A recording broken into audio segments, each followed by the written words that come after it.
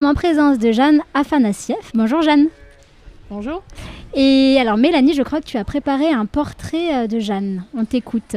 Alors Jeanne Afanassieff, c'est un petit bout de femme énergique, aux yeux bleus, un peu sauvage. C'est la meuf 4x4 de la Flégère, c'est comme ça qu'on vous appelle, je ne sais pas si vous le saviez. Mais c'est comme ça, vous êtes née d'une mère championne de ski alpin en équipe de France dans les années 60 et d'un père d'origine russe, réalisateur, guide alpiniste incroyable. Il a fait partie des premiers Français en haut de l'Everest. Vous pouviez pas être banale, vous, Jeanne Afanassieff. Et puis banale, pourquoi faire, de toute façon, vous n'aviez pas le temps. Vous avez appris très rapidement que la vie peut être très courte, comme un peu tous les enfants de cette vallée.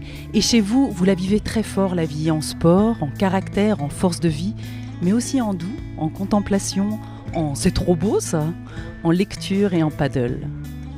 Après un bac G parce que vous n'aimez pas les maths, un DUG en sociologie parce que c'est intéressant, vous avez fait une maîtrise en ethnologie. Et c'est là que vous avez appris à lire correctement, de la façon scalpel. Vous vous découvrez en apprenant l'histoire, le flux migratoire russe, un bout de vous vous comprenez mieux, vous apprenez aussi en décortiquant les choses, les arbres, les caractères, les origines. Ça vous ouvre aux cultures d'à côté, à l'autre. De ces études surtout, vous avez appris que travailler à l'intérieur, ça ne serait pas possible. Que l'extérieur était nécessaire à votre survie, primordial, mais aussi que vous deviez trouver un travail qui engage votre corps et votre esprit. Ça, c'était pas une option, c'était une nécessité. Pas simple quand même comme pari. Alors vous passez votre accompagnateur en moyenne montagne et vous découvrez le secourisme. Vous adorez réagir techniquement en gardant votre sang-froid. Ensuite, vous enchaînez en 2 mois test technique, stage premier degré pisteur, puis vous finissez en mi-décembre 2001. Vous commencez tout de suite à travailler en janvier comme remplaçante à Combloux. Véritable ange gardien et façonneur des domaines skiables, les pisteurs secouristes font de la prévention, sécurisent les pistes, interviennent en cas d'accident et s'occupent de la gestion de la crise, en plus de l'accueil de la clientèle. En France, ils sont chaque hiver près de 2500 à intervenir sans relâche depuis l'aube jusqu'à la tombée de la nuit. Un métier passion, pas simple, largement squatté par la gente masculine, mais dans lequel quelques femmes se sont taillées une belle réputation. Être une femme pisteur, et vous en faites partie. Vous aimez l'adrénaline, la polyvalence de votre métier. Chaque jour est une surprise, ce qui fait que ça reste passionnant pendant des années. Vous avez également votre diplôme d'artificier, c'est comme ça qu'on dit, hein ? Artificier ? Oui. Ouais. Et puis vous adorez ça. Mais après 6 années superbes et formatrices passées à Combloux, vous avez ressenti le besoin de connaître l'aspect montagne de votre métier. Puis dans la cabine, alors que vous alliez skier pour vous, Manu Ranchin, il est peut-être un peu ronchon, on n'en sait rien, vous a dit on cherche quelqu'un à la Flégère. Et puis c'est pas tombé dans l'oreille d'une sourde, car pisteur secouriste à la Flégère, vous y êtes toujours. Retour aux éléments, au ski de la montagne, là où on sent que la force de la terre est supérieure à nous. Là, vous vous éclatez dans les pentes. Mais vous n'êtes pas que pisteur, vous êtes aussi maman de vos 2 génialissimes enfants, Tatiana et Sonam. Vous vous impliquez dans la vie associative, de leurs activités, dans leur parcours scolaire. Vous aimez vous amuser en ski avec vos collègues, mais aussi dans votre cercle d'amis. Vous aimez découvrir et essayer de nouvelles choses, vibrer. Et aujourd'hui, nous sommes très heureux de vous découvrir, vous, Jeanne Afanassieff. Bonjour. Rebonjour. Rebonjour. Bonjour, Claire. Alors, qu'est-ce qui vous fait le plus vibrer dans votre métier ? Alors, je m'attendais à une question bateau comme ça. Le truc, qu'est-ce qui me fait le plus vibrer ? C'est la sensation d'être vivante tous les jours, d'avoir à redécouvrir et refaire. Chaque jour, il n'y a pas un jour, quand on se lève le matin, on ne pourra pas prédire ce qui va se passer ensuite. Donc c'est quelque chose qui fait que chaque matin, on doit être prêt à peu près à tout. À du facile, du moins facile, du difficile, du speed, du calme. On peut être prêt à tout et c'est ça qui est particulièrement intéressant. Et c'est quoi qui est le plus dur, alors, aussi dans ce métier-là ? C'est de s'adapter, c'est quoi ? Non, s'adapter, je pense qu'on le fait quand on aime avoir à s'adapter à chaque instant, justement. Donc, avoir à s'adapter, au contraire, non, c'est ce qui fait que ça reste passionnant tous les jours. D'accord. Et qu'est-ce qui est dur, alors, du coup ? Je trouve pas grand-chose de dur, parce que j'aime être aussi dans les éléments quand ils sont déchaînés, qu'il fait froid, que... Non, je n'ai pas grand-chose de dur. Difficile parfois, mais dur non. Alors si on veut du difficile, effectivement, il y aura la météo qui peut nous rendre une journée un peu plus compliquée qu'une autre. Quand on est sous la pluie, quand il fait moins 20 ou quoi, mais ça arrive, le moins 20 arrive de moins en moins souvent. Mais sinon, voilà, Dur, pas vraiment. D'accord. Et il y a combien de femmes pisteurs à la Flégère? D'ailleurs, on dit pisteuse, ça c'est le vrai mot, mais c'est bizarre. Vous dites que vous êtes pisteur ou pisteuse? Pour ma part, je dis que je suis pisteur. Pisteur, d'accord. Et vous êtes combien de femmes Nous sommes 2. Ouais. Donc 2 femmes qui sommes pisteurs depuis chacune. Alors je crois que Lisbeth est depuis plus longtemps que moi, bien sûr, mais diplômée depuis... je sais plus. Enfin, je sais pas. Mais ça fait déjà bien 15 ans qu'on est toutes les deux, en tout cas, sur le terrain. Ouais. Mais il y a beaucoup plus d'hommes. C'est difficile de bosser dans ce milieu d'hommes ou c'est plutôt agréable? Alors, si j'avais eu du mal à avoir à travailler dans un milieu d'hommes, j'aurais fait infirmière, en fait. Ouais. Je pense que c'est plus dur pour moi, pour les caractères qu'on peut avoir de travailler dans des milieux de femmes. Donc, on est plutôt plus à l'aise dans un milieu d'hommes. Donc, c'est pas quelque chose qui est une barrière, au contraire. Et quand on est maman et pisteur, on s'organise comment? Parce que du coup, ça commence tôt le matin. Ça commence avant l'école, hein? Ça commence forcément avant l'école. Ouais. Ça finit après l'école aussi? On s'organise à les former très tôt, à être autonome déjà. Ouais. Après, j'ai eu de la chance d'habiter dans un endroit où effectivement ils ont pu être autonomes assez facilement. Et sinon, on trouve, j'ai eu des jeunes filles au pair, dont une jeune québécoise qui est revenue sur plusieurs années, qui nous a bien... mais on ne peut pas effectivement dépendre des structures classiques, crèches... etc. Parce que on n'est jamais dans les horaires, puis les horaires changent régulièrement selon s'il y a de la neige ou pas qui tombe, donc on est obligé de s'adapter à ça aussi. D'accord. Vous auriez c'est quoi votre plus beau souvenir dans le boulot? Un qui a été vraiment juste trop chouette? Alors... ou deux, il y en a beaucoup. Il y en a beaucoup. Alors il va falloir faire un choix. Le premier qui vous vient? Le premier qui me vient, c'est peut-être... c'était à Combloux. Un soir, on ferme les pistes et arrivé en bas, donc il faisait nuit, c'était mi-décembre. Et quand on ferme les pistes, on voit arriver en bas une famille qui nous appelle un peu au secours en nous disant qu'ils avaient perdu leur fille. Donc à ce moment-là, on aurait pu leur dire, on a commencé à leur demander si vraiment ils étaient allés chez eux, etc. Parce que c'est souvent qu'on part à la recherche de personnes qui sont en fait rentrées chez elles tranquillement ou qui sont passées par le bar entre-temps et qui sont attendues, et donc il y a des paniques parfois injustifiées.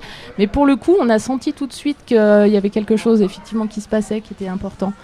Et j'ai appelé mon collègue qui était encore à mi-chemin.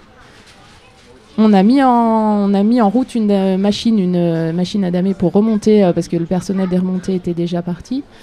Et on est parti à la recherche de cette petite fille. Au milieu de la nuit, en fait, il faisait nuit. C'était pas le milieu de la nuit, mais il faisait nuit. Et on a retrouvé cette petite fille enroulée autour d'un arbre. Et en fait, à 20 minutes près, on pouvait lui dire au revoir alors qu'elle n'a pas eu de séquelles. Elle commençait, elle avait un gros traumatisme crânien. Elle n'aurait pas passé la nuit, quoi. Donc voilà, c'était quand on a revu cette petite fille 3 mois plus tard, parce qu'elle n'a pas pu ressortir de l'hôpital. Avant 3 mois, c'était une grosse émotion. Et on a senti qu'on servait effectivement un petit peu à quelque chose, en tout cas sur les domaines skiables. On va écouter un petit peu de musique, puis on se retrouve après.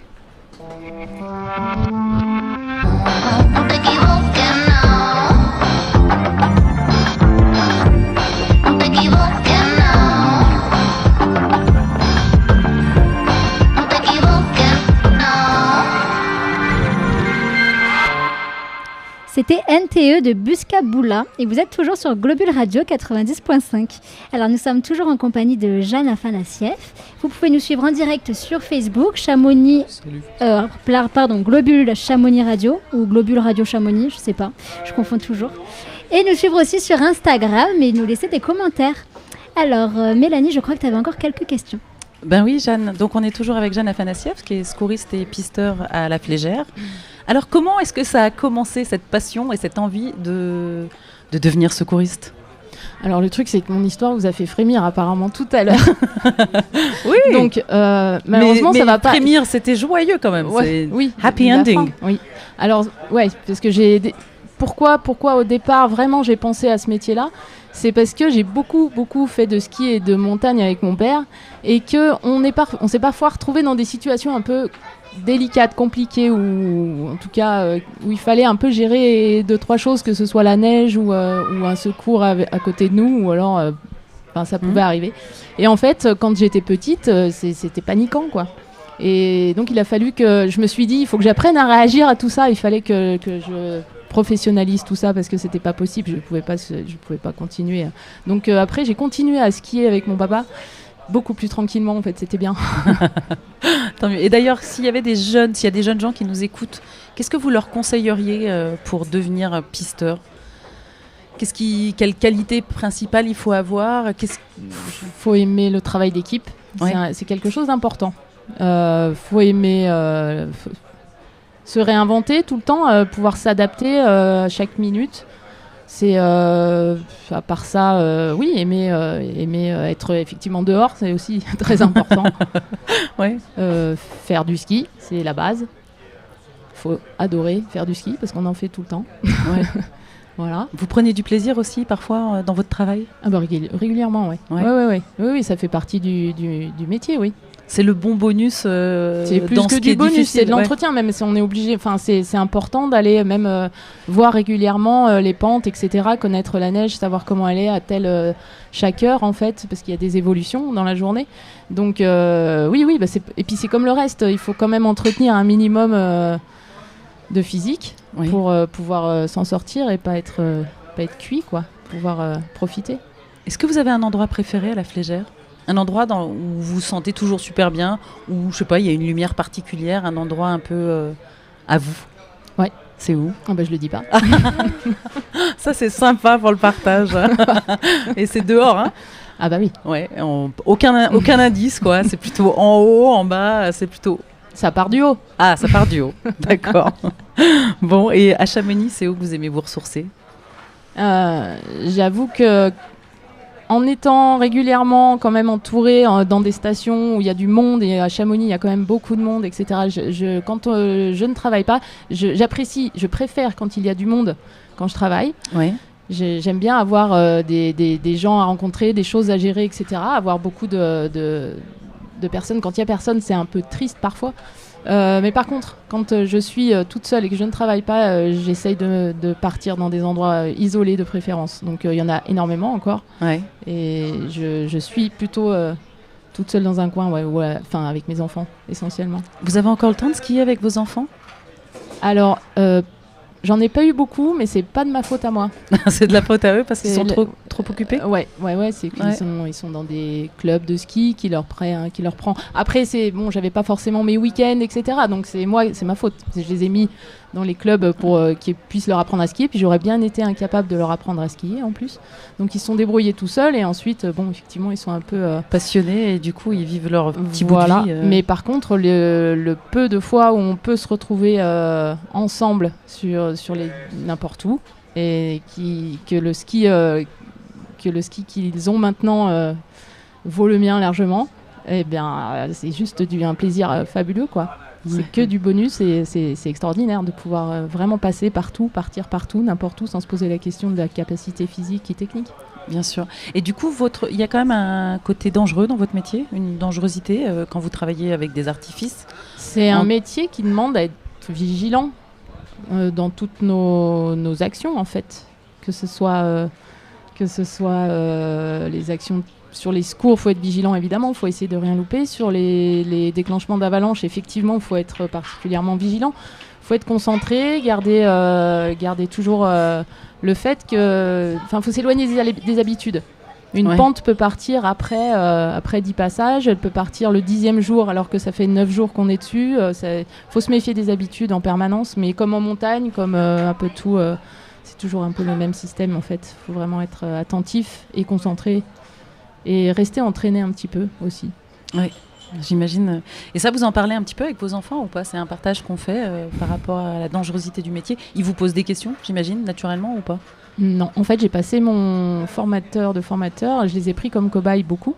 Donc, ils ont un petit peu, ils ont pris pour le secourisme, ils ont un peu appris sur le tas comme ça. Après, je pense que je suis plus inquiète peut-être que d'autres mamans quand ils partent skier. Eux ? Moi ? Ah, je suis inquiète. Je suis plus inquiète parce que je sais ce qu'on peut se faire peut-être. Je sais pas. J'essaye de les former. Après, c'est difficile de former ses enfants, je pense. Mais j'imagine qu'ils entendent quand même ce que je leur dis quelque part. Hein. Est-ce qu'il y a quelque chose que vous aimeriez rajouter ou partager par rapport à votre métier avant qu'on se quitte ? C'est un métier qui est passionnant, qui amène énormément de choses et qui permet de ne pas s'endormir sur un quotidien. Donc je sais que j'avais besoin de ça, effectivement. J'avais besoin d'avoir une base qui soit assez paisible au niveau de ma famille, etc. Mais au niveau du métier, du travail, j'ai du mal avec le quotidien. J'aime bien le renouvellement permanent, donc c'est quelque chose qui est tout à fait représentatif dans ce métier. Eh bien, merci beaucoup, Jeanne Afanassieff, d'être venue nous rencontrer aujourd'hui. C'était un vrai plaisir. Et puis, j'espère que votre saison prochaine se passera super bien. On l'espère aussi. Bah oui, hein, qu'on puisse tous skier. Ouais. On écoute un peu de musique. Merci. Merci.